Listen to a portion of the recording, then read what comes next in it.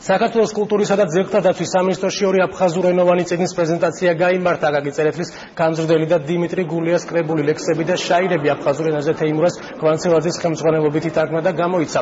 ქართული ნაწარმოები ადრეულ პერიოდში ითარგმნებოდა აფხაზურ ენაზე. ავტორები წიგნების გადათარგმნას მომავალშიც აპირებენ. პროექტის მიზანი ქართული ნაწარმოების აფხაზურ ენაზე თარგმნის აღდგენაა.